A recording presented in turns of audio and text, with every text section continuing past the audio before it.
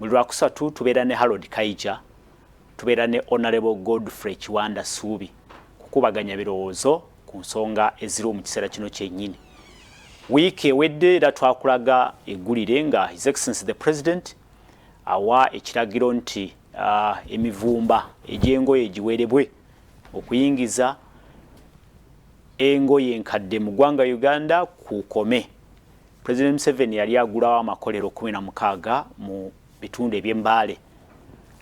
His Excellency the President era n'alangirira olutalo ku ngoye enkadde ng'agamba nti engoye enkadde zisooka kwambalwa abazungu bwe bafa ne bazipaakinga ne bazisindika erudde eno mu Africa.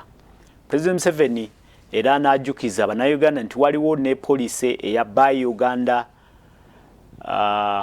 Build Uganda oba Bubu poliisi eyo no yatandikawo emabegako eyo mu 2014 naye mbu tefunye buwagizi okuva mu government abekulu ebitongole naye Bannayuganda okutwaliza wamu tuwagire amakolero agaffe.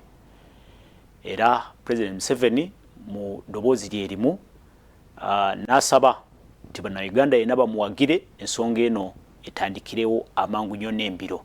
Naye nkujjukizaamuko nti ne mu mwaka gwa 2016 amawanga agagattira mu mukago gwa East African Community gayise ekiragiro kyekimu nti ensi zitandikirewo okulaba nga engoye enkadde zigobebwa, ensi zikole engoye ezaazo, ensi njogera ku East African Member States. Eggwanga erya Rwanda lyokka n'okutuusa olunaku olwaleero lye lyakayisa etteeka eriwera engoye enkadde.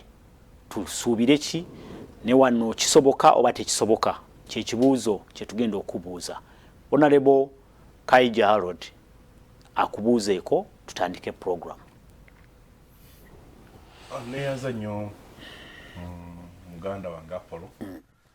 Njagala okutwala omukisa guno okulamusa mukwano gyaffe mwenna bwe tuli mu buwambe.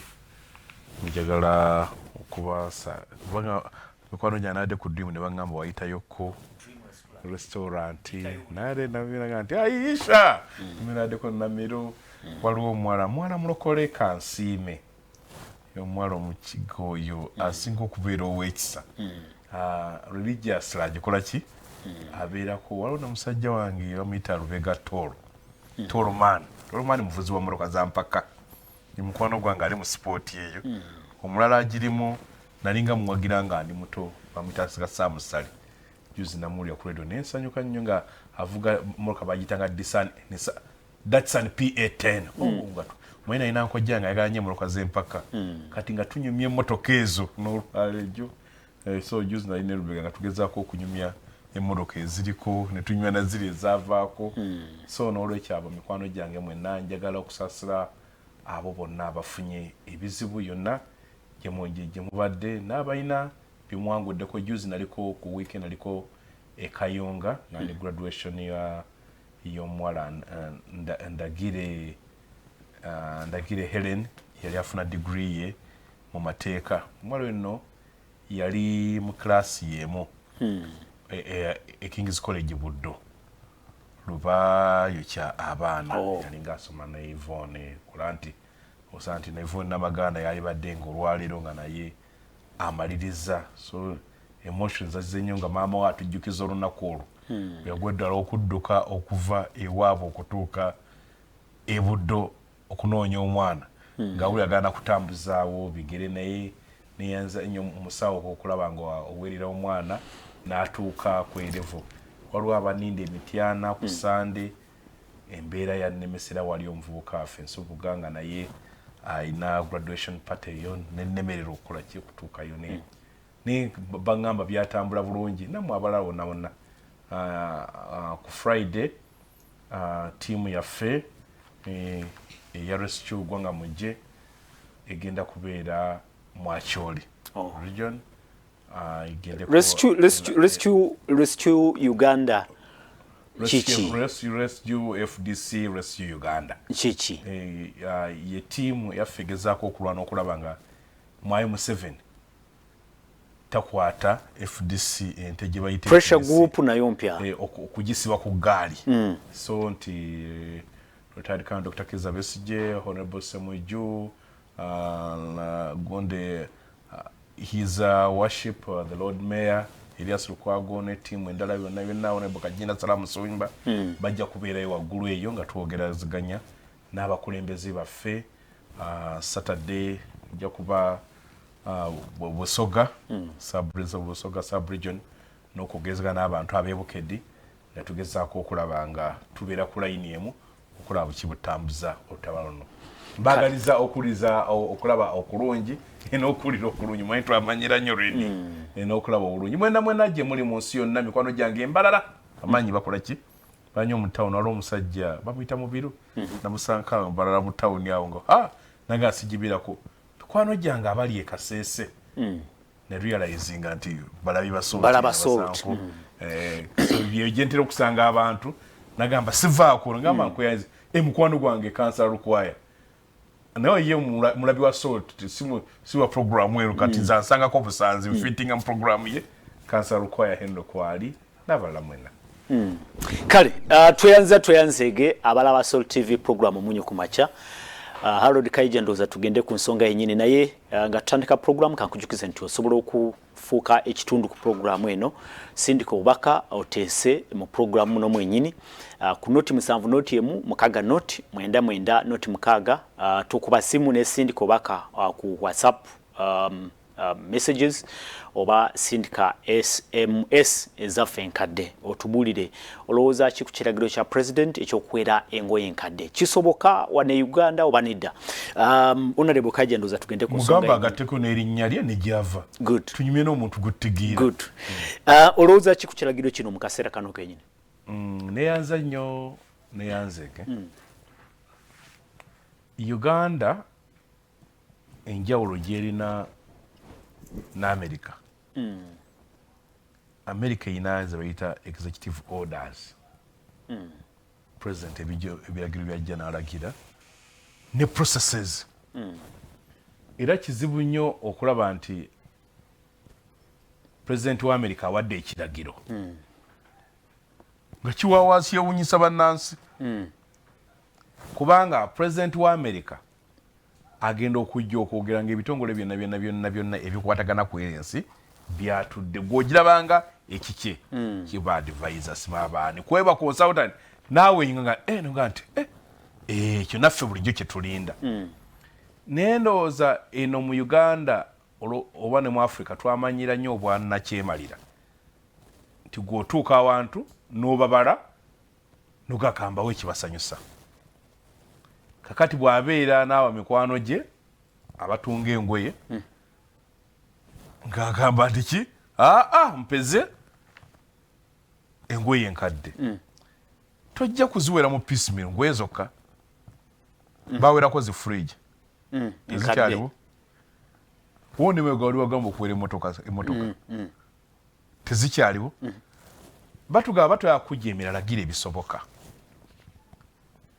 Mbadde ntunulako wano ku speed gundi ya Nyango Bona ndaga statistika tuwetuuse nti abantu abali mu bulimi bali ebitono 7 ku buli 100. Kotoni katumulima wa pamba era mu bungi ki jinare oyise ku meka kubanga wali sose n'ogamba nti pamba amalaba na Uganda mukoze eki mulimye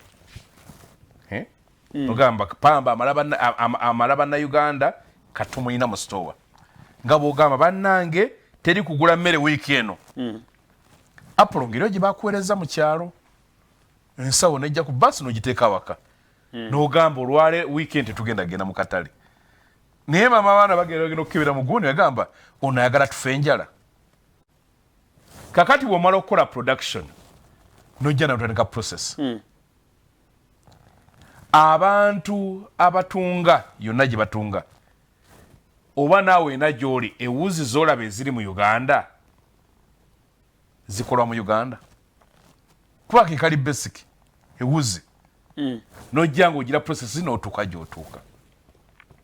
Ebibala ebiriwo birulaga factories za Museveni zayogera zisobola okufulumya engoye ebitundu bisatu 3%. Bwe tuba twagala engoye 100 factories zetwogerako zisobola kufulumya engoye meka engoye 3. Only 3%. 3 tugambe tubateke gwabo dam percentage antegeka ndi bwe boyagala engoye 100 fe tusobola kufulumya engoye 3. Kati ekyenda mu 7 ziva bweru. Bw'oba oyagala kulaakulanya factory lwaki togambye tulekera okuleeta engoye okuva ebweru? Ayogedde ki? Agambye nkadde. Kuba ki ekikompitinga n'engoye eziva mu factory? Engoye eziva mu factory zikompitinga na ngoye empya. Lwaki tosanse n'oweera engoye empya?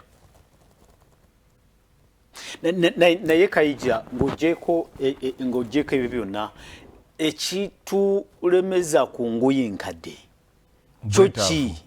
Engoye balize bamaze okukoowa. Nedda bwetaavu. Obwetaavu? Njagala kugamba bwetaavu. Tetulinawo ngoye empya? Yes, n'obusobozi.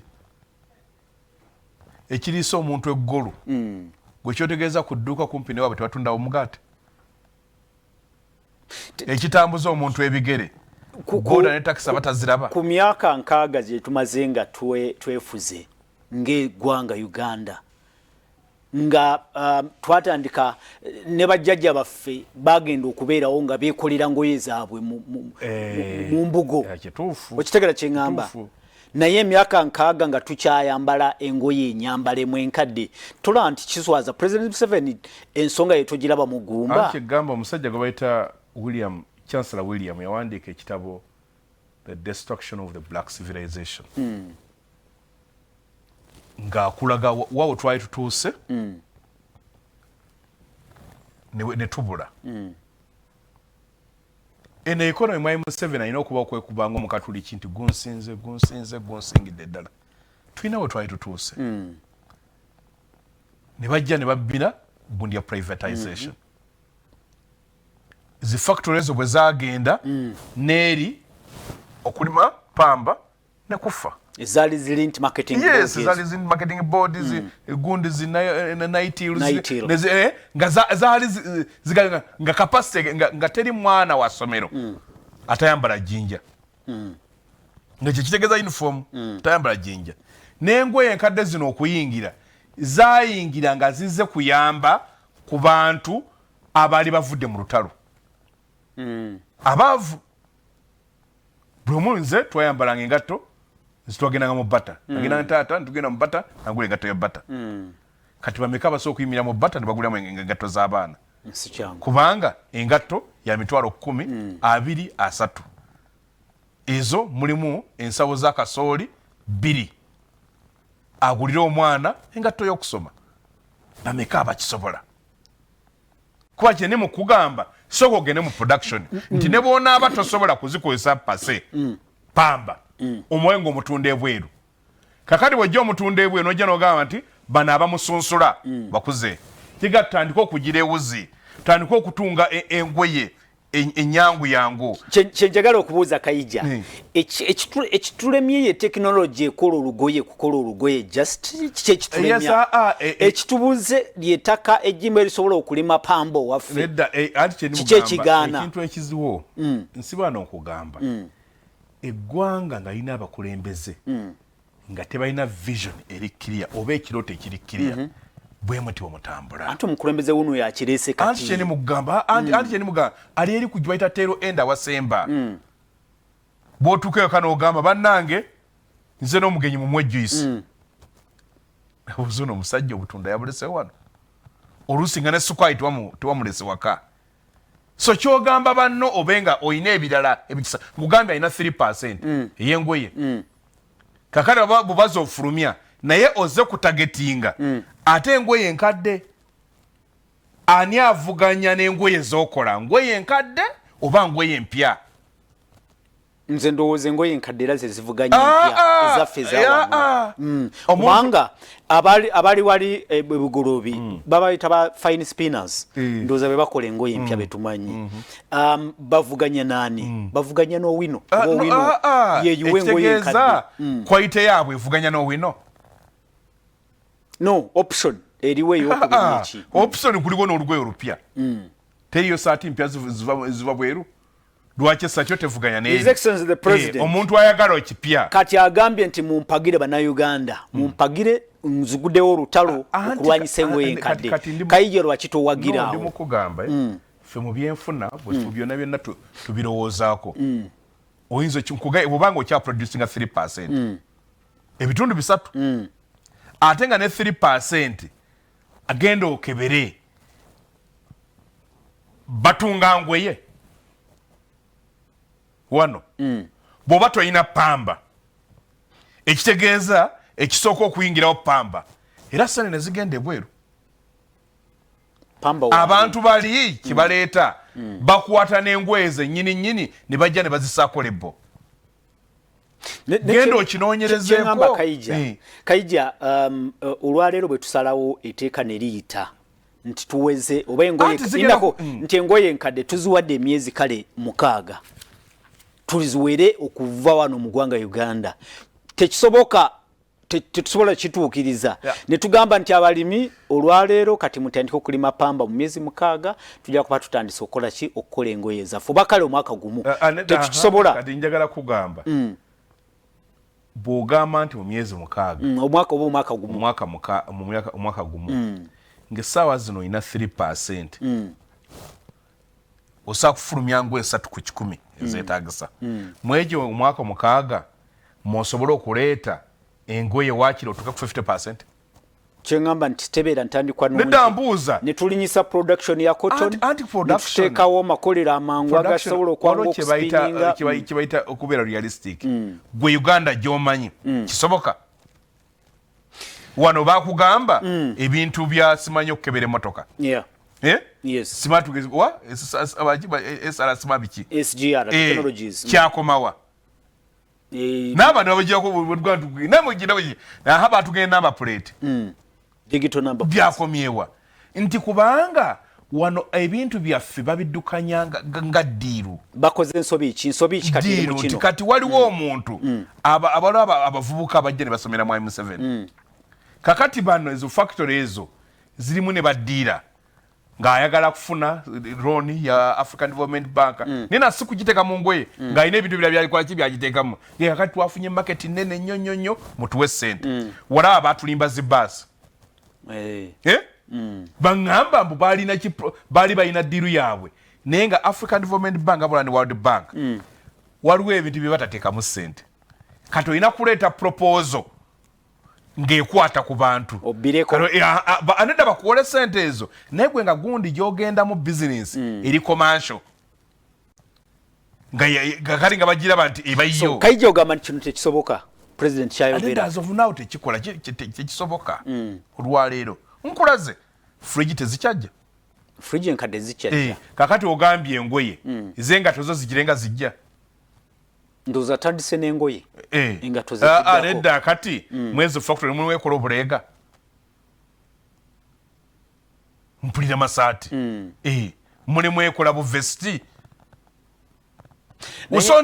naye awo tulivaawo ddi KAIJA kubanga kyemanyi naawe toyagala lugoye lukadde kati tulivaawo ddi awo teri abyagala tulivaawo ddi awo teri abyagala you seriously invest n'oteeka ssente mu ekyo kyoyagala kakati kiri n'okisaako musolo munene n'osigala ng'okyakifunamu ssente ezo kati bino byokola ne birabika nga bya bbeeyi ntono nekyo nga nzijukira n'omwaka oguwedde 2022 waliwo omusolo gwateekebwa ku ngoye enkadde nedda kakati bw'olaba olwaleero ng'omuntu agenda eChina yali withholding tax ekibayita semusemu naye n'agamba njagala essaati ng'eggwera mu 5,000 ono ne bagigattako omusolo n'eggwera mu 6 oba 7 kati onajja n'agitunda omutwalo wagattako size ye n'asigala ng'akola obo kiraba kakati golugwe lwo bwe rubanga lukyasa okufulumira ku mitwalo 5 ndi mukugamba ojja kusanga nga abantu bambadde gundi engoye enkadde zirimu ebituli nga gamba engoye za bbeeyi tezisoboka. Olwaleero osobola n'okulowooza si kati si buli ggwanga mulina yetagenda mu industry. Akawanga kanaka Arab Emirates omuli ekibuga Dubai bo basalawo ne bagaa tugenda mu zibayita 3Ts zitugenda otambula bagaa ntufe tugenda mu byabusuubuzi ekitegeeza bo tebakola ngoye ne bazitunda nosanga bo yagenda kugula kola shopping nogula engoye naye nga teziri made in Dubai ziri made in US ziri made in Uganda nguli wazitundira ne bajja n'agamba technology jaga technology wakabi n'obulambuzi and tourism ne bapikamu ekyo kakati ffe kiki ekyo mutugamba kubanga tutunuulira olwaleero emmotoka enkadde waliwo gavumenti zijjako n'obukadde 10 nkadde mu musolo emmotoka oba nekitegeeza Uganda eyina market ti gavumenti esobola n'okujja omusolo ogusinga ne ku ggwanga gye bakola ekintu ekyo kakati oba weetaaga okujja okola ekintu ekyo wano kyofunamu kitikendeere kati akati mwene mu nsi mu byenfuna bagamba bw'oba oyagala okuvuganya genda mu kintu ekyo kyosinga abala kati ng'olwaleero mu Africa mu nsi yonna tuli ba 10 mu kukola kaawa musole mu kulima emmwanyi si mu kukola kaawa mu Africa tuli ba 2 nga tulidde Ethiopia Ethiopia ku kaawa waayo 40% ebitundu 4 ku buli 100 bamwenywera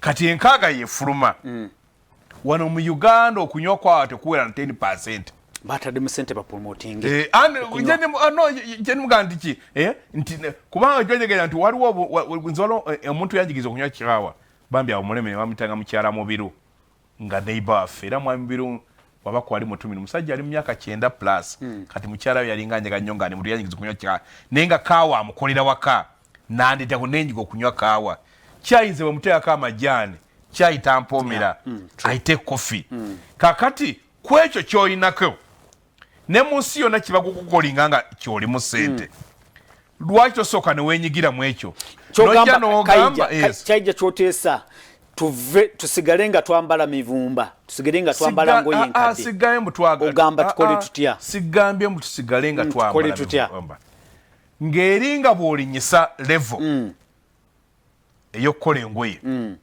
zino soozongerako omusolo omanya abantu bameka abasuubuze nga bizinesi yabwe emivumba bangi bo nga toyogedde nga toyogedde na ku musolo gavumenti gwefunamu singa abantu abo bajjako emivumba ziri factories ezikola 3% ziyina engoye zisobola okubawa production ne basigaza emirimu oba osindika bantuka kuba ebintu byabwe tebabibala nga badda mabega naye kyetukanya KAIJA kyekyokuba nti we can do it over time. I mean with the time and I'm we can telling achieve you it si buli ggwanga mulikola ngoye so Uganda tesobola kukola ngoye ne bweba tekola ngoye satisfying akatale no ne bweba tekola kubanga kiki ekituvuga okukola engoye market nti cotton gwe tulina omungi cotton tatusasola tulema anti bwabatamala tubuuze cotton asobola tulema okulima anti kati bwabatamala anti kibaita kinagambe first things first soka kisooka bw'obanga era okyamujja bweru neze KAIJA tetugenda kukanya kubanga tetugenda kukanya kubanga tumanyi bulijjo nti market ye driving a production yes oba kitegera kyengamba kati tukitegedde nti bannayuganda bambazi baso akatale we kali akengoye ekitegeeza nti bw'ogamba nti oyina osimbye cotton bw'ogamba nti otandisa amakolero agaki ag'engoye era market ajja kubeerawo ejja kubeerawo y'engoye ekyo kye kimu era kitegeeza nti n'obulimi oba omulimi bw'alima akatale ajja kubanga njagala kugamba wano kumpi mwina kampeni yago ne mawulire gammwe mubeeramu amawulire g'emmwanyi wadiri wasembayo okulaba eggulire nga likwatagana epamba simanyi kubanga kyogamba anti kyendi mu kugamba nti production ya pamba eriwa kubanga kyoyagala owa abantu emirimu tandikira mu kyosobola amangu ate ekizibu ekiriwo KAIJA olinga agamba nti tusooke production yes so nga ate production bw'otandika ne production nga totaddeewo already infrastructure anti infrastructure gye gambye okutandikira eno totaddeewo okuwera engoye enkadde gy'otandikira eno ne wabeerawo market ne triggeringa production njagala kugamba eya cotton olwaleero mu economics ekintu kye tuteekako total ban kyekintu nga kiri dangerous era kiba kyakozeseza busimanye engoye z'abafu naffe wano abafu bafa engoye zaabwe bazigaba wano teri muntu afa ne bokyangoye naye tosobola kuwambala nga weeyagalidde ebeera naku ekwambaza olugoye lw'omufu munnange nedda kati njagala kugamba nze mukalica wano wenkoledde bagamba jajjaawo yakuwadde luno olugoye era oyambala luno nalujja kuki ne jajjaawo si jjajja wange anti ngambo okitegedde nze okwambala olugoye lw'omufu wulira omufu omuzungu omufu gwe simanyi naku waliwo olugoye ebeera naku n'engoye zaabadde nazo oba okitegeera ekati engoye zaabadde nazo era engoye zibagaba si mwe yafiiridde bagaba zino zakoze eki sonze kyendi mugamba ekyali badde nga naawe kisoboka nkoze ebigambo bya buganange gundi kiwanda baali badde basawo campaign grow more what grow more cotton kakati bwo growing more cotton n'osooka kyosooka okubaninga kwe kuyingiza cotton bagule cotton owammwe ne tuyingiza cotton tuyingiza ngoye ziwedde mu Uganda tuyingiza ngoye zibayitanga raw material tuyingiza ngoye kakati obanga okyaleta raw material ne bazisaako lebo olaba naabo oyimanyi kakati lwaki bano bo bagoba ng'okyaleeta ziri so the right thing bwe tuba nga ddala nga tuli genuine nga tetuli mu kkuba bantu baffe basuubuzi tukole ebituufu nga naye na buli omu akiraba olaba bwe yakyogedde buli omu kyamuwawaza nagono gaya abeera mu nsi ki akyali mu nsi mwe tuli kubanga oli wabuuza omuntu bwaluli bwe twalinga ojjukira nga tusoma walinga omanyi gye balima cotton kati olwaleero akwaggwa oli munnamawulire oyinza wagumanyi buuza abantu bameka gye bamanyi gye balima cotton mu Uganda nenze nkimanyi nti tebalima lwakuba nti bamanyi nti tewali katale naye singa bamanya nti waliwo akatale Amakolero weegali ageetaaga pamba bajja kulima n'abalima pamba wa Uganda si yali mwezo factory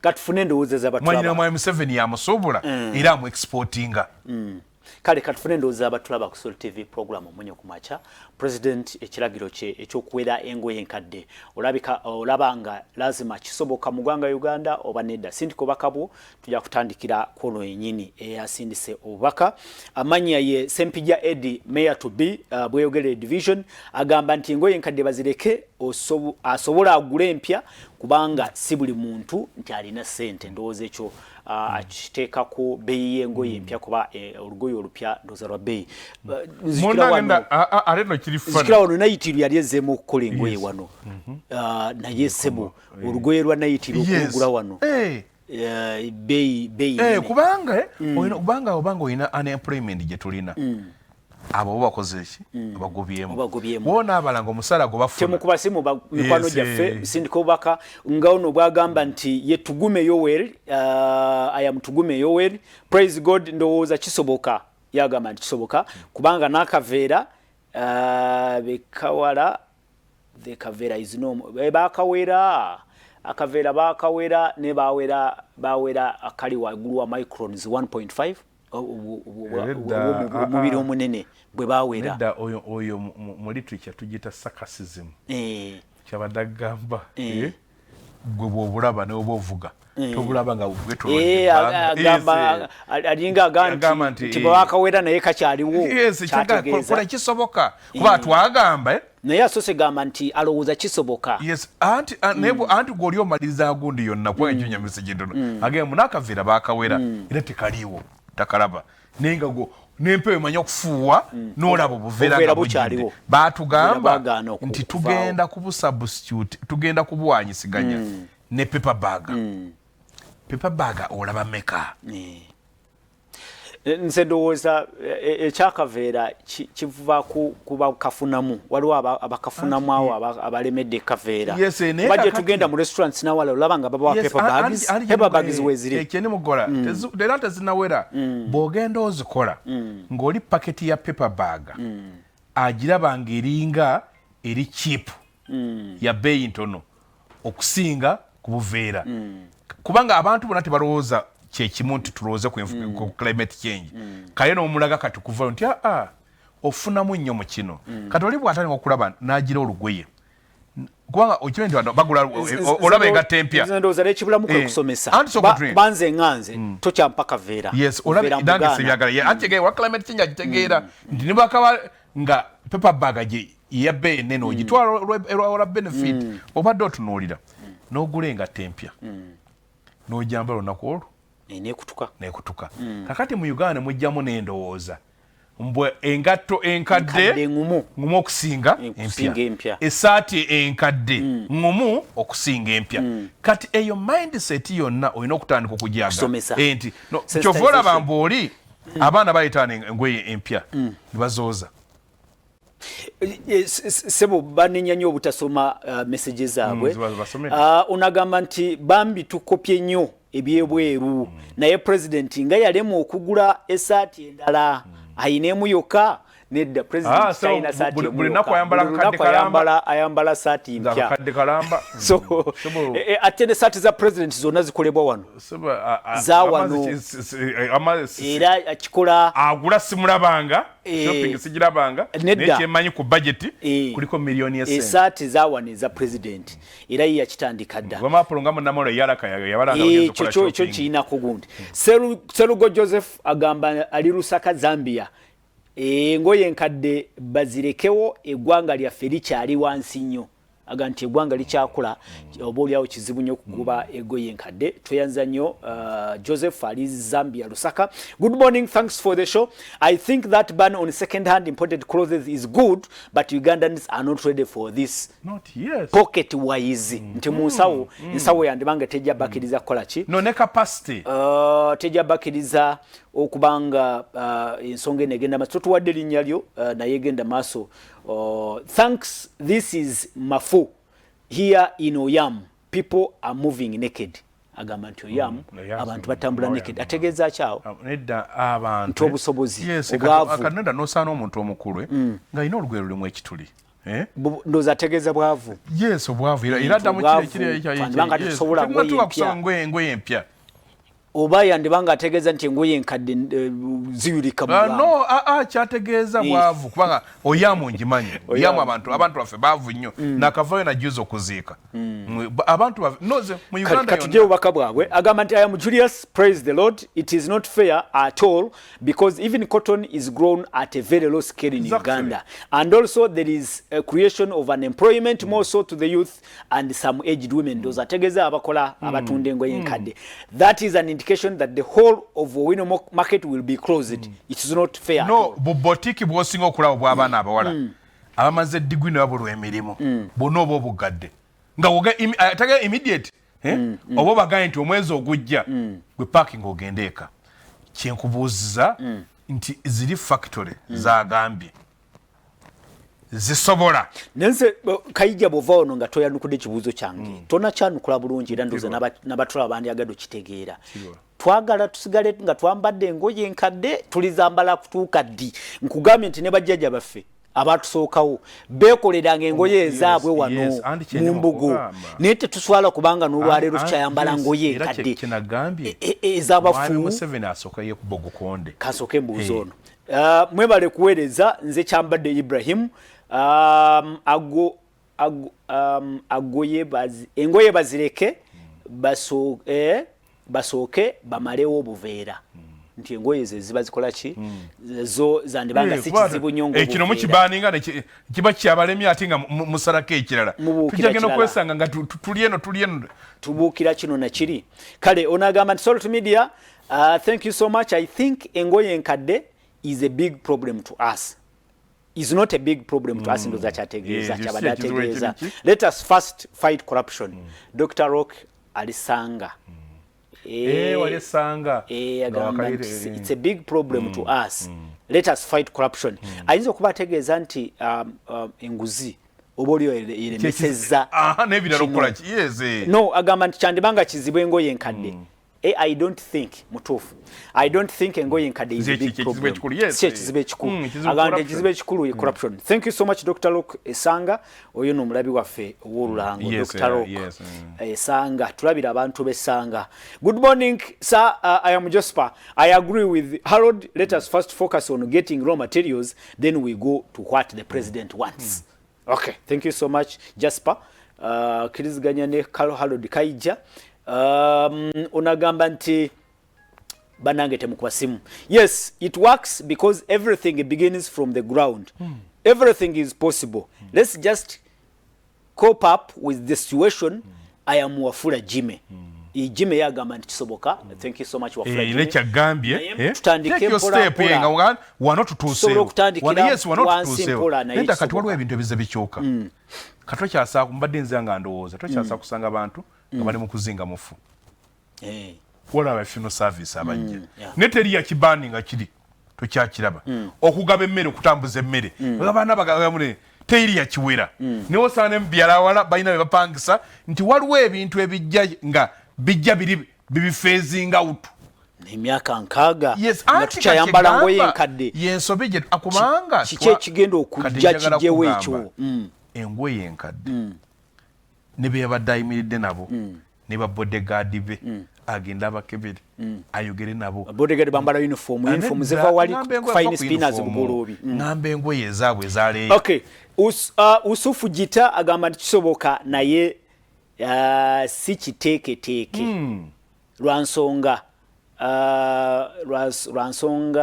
yabaleeta ngoye Nenda kyali mu kugamba laka ngone. Nenda wantu bakola ngoye. Era kati bala kyebagala muzino bazijjewo. Bo ba importinge bongere bulebo made in Uganda. Wano kibalina koka. Ne kalebo made in Uganda. Nako baleta kalete. Omunyo kumachamwe bale kuweereza nze promoter Charismat na muwongo. Na yenze ndowooza nti kisobokera ddala lwakuba ffe bannayuganda amateeka teganywezebwa. Naye mu ngoye enkadde temuli nkulakulana yansi. Kubanga engoye enkadde ziba zabateeyamba era okay tunoonye enkulaakulana nsigadde nze promoter Charismat na muwongo. Thank you so much promoter. Kale unagamba nti morning tusime Salt government is creating war for neighboring countries instead of taking service to poor people. I am Karugaba Andrew from Isingiro Kaberebere. Abekaberebere batumideko ababe waffe nange Isingiro waffe ategeza ki wano bagamba nti government is creating war for neighboring countries instead of taking services to poor people. Agamba nti wakulantalo tuli mu kwakulantalo muri kyagamba kuba bulogenda mu utalo you spend otega sente nti ebintu ebisinga biwali badde otekako engalo si byetaddeko engalo osanga singa twasigala tukola ebituufu engwe enkadde zikyabaayo kale njagala kugamba onagenda e Netherlands olina ntuusa mu ngeri nga supermarket ennene ng'otuuka ne bakuwa ne soda ebintu ebikaddewo ebiri mulimu engatto mulimu n'ezigita mulimu nakye naye nga bakulabira na bisikuti nakuleka naye ng'ojjawo bijje notwabyawe naye nga kibaliko otwala byogenda kukozesa bwogaana oyaba bya mwana nga n'omwana ozze naye naye muwa nga byabwerere nga byabwerere naye eyo gye bayita graduation baatuukawo kakati naffe wano togigerageranya kufa gambye olaba okalese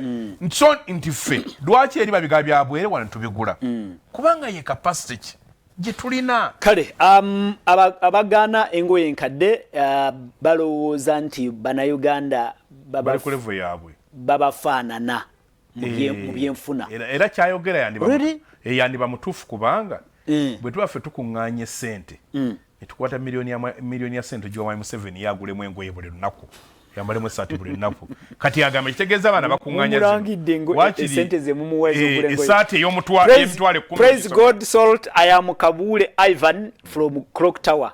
Clock Tower wano Clock Tower oba waliyo Clock Tower eyawa let government first lay the foundation former Clock Tower ndoza Clock Tower nyingi ayinza okuba yembaale kuba nayo ndowooza gyeri Clock Tower nejinja ekyali ajja tudda batubula government first agamba nti government esooke esimu musingi eryoke ekyokugoba engoye.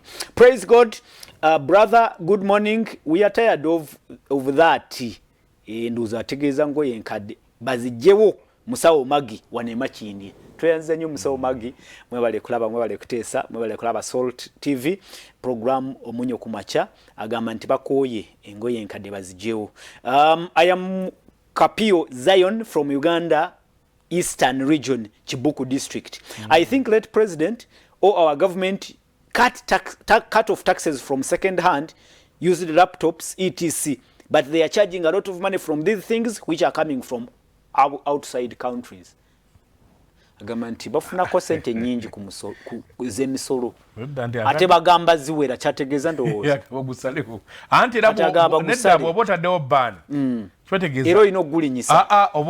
Nedda bwo baninze. Eba zero tax. Kyategeeza bwa biweze. Tebikyaliwo. Kakali nayo bwe yagenze okugira mu yuwala ebamubuulidde. Zireta sente mmeka. Kinagambye wali badde okozesa omusolo ogwo gw'okuŋŋaanya omwo n'ogaa nti omusolo gwe tujja ku ngoye tuguteeka mu production mwakawo kino ngenda mu production yaguleka kati mwaga n'ojja ng'oguganga nti kati njagala wano ng'amanyi naye nga n'eri nkola kyenage nti waliwo ekintu ky'otuukako obutuuzi. Nense kyagaanye okukkiriziganya naawe kukyoga nti olime pamba nga ne factory zigenda okumukuba cotton ginning nga teziriiwo. Anti kyendimuga hato kiraba osooka kutereeza eno then n'ogamba omulimi n'alima nedda kuba pamba si tetwala bbanga ddene ndimukugamba n'omuntu gw'ogamba okukola ginning Semujju era atunyumiza n'agamba yagenda nasinkana gundi yagenda nasinkana ogenda kujukira. Thanks for the program. This law can't work. Advisors are disorganizing our president because there is no plan. Cotton etc. Agamba nti wali plan. President Museveni watuukira okuva directive. Minister Sendawula. No, wali muntandikwa mbadde era ndozo osobola okyogerako mu dakiika emu. Mbadde muntandikwa ali nkunyonyodde nti ne East African countries mu community yaffe bakiisa 2016 nti engoye ziwerebwe zinenkadde mu states za East Africa. Tolaba nti kati kina gye kiva anti bakigamba kakati bakyogera bo bali bayinza okuba balina naye genda waliwo walisoma bakaitawo Nairobi botazisangeyo Nairobi gye ziri ziraba engoye engoye empya zoka okugobwa engoye empya ze zijja okugobawo enkadde nga tente bwe zagobawo ebidaala kisigambye Katongole kutaano na tete. Thank you so much Katongole. Okiraba kyegendi okola ebintu olinaga gundi nze kifutwe Ibrahim nsinzidde wano Goma mu Kongo sibu abikongo batulaba yagamba nti engoye bazireke Uganda ng'ekyalimu abaana basomera mu miti nga n'abasomera mu bigere ogoba otya engoye enkadde. Twebaza nnyo abali e Kongo batulaba tujja kuwunzika kuba eddakiika zisigaza 2 zokka kale okuwera bazitwale abakalamojja bazambale mwezo ze mugenda ogoyibwa enkadde muzitwale nedda tetusobola kubanga teeka bali fulumye eri wagwanga lyonna tetusobola gamba nti ekitundu ekimu kyekijja okubanga kikola kisigala nga kyo kiri bweru. Banaye kantunule ku SMS bwembanga musindikise SMS mbadde mu ba WhatsApp kituufu engoye enkadde bannange yebo obuuza kanaye kababuze nkakubuze kituufu Engoye enkadde baziveeko nze John okuva Fotopoto njagala kubuuza Engoye enkadde nidako unagamba nti thanks for the show. It will not happen because Uganda has no cotton that can supply factories that manufacture new clothes. Therefore, my opinion is that the government should come up with a policy. However, it has more than 5 acres of land, separate some for planting cotton. Banangi. On Sunday Charles. Thank you so much, Sunday Charles. On Muganda wafe. Alierudde eri message tujifunye bulungi. Onagamba Nelson kitagwenda eri mu ibanda geza abaana abayimba mu wino tebadda mu kukuba butayimbwa okay abantu bupeva n'obutayimbwa ndoza yogera ku unemployment esobola okuviiramu embeera eyo mpozi nga abamu tebagenda kwambala kuba sibuli omu anasobola ezo engoye empya ndoza amanya tutuwadde linnya aya mukapio Zion message mbadde mazogisoma onagamba nti Brian Kosovo ku saloni muzi okay atuleke mu naye kati awera engoye enkadde tuliewa ndozo nali mu business banafe munatusonyiwa message nyingi sobola zimalawo nga bulijjo zisigala munenya naye bananga akade. There is a very big problem in this country. I come from a cotton growing area. Unfortunately, when this regime came, it has killed the crop. We used to have ATM in Mbale and Naitiri in Jinja.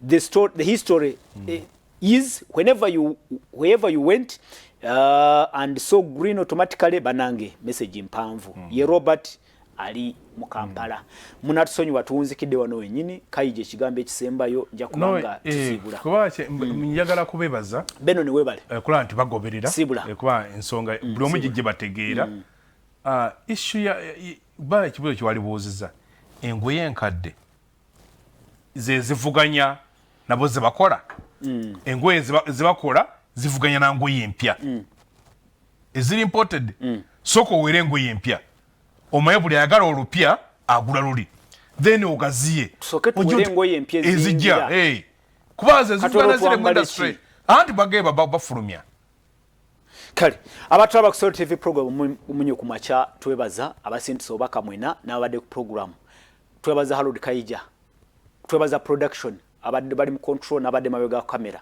katudemo lunako olwencha musibe bulungi mweraba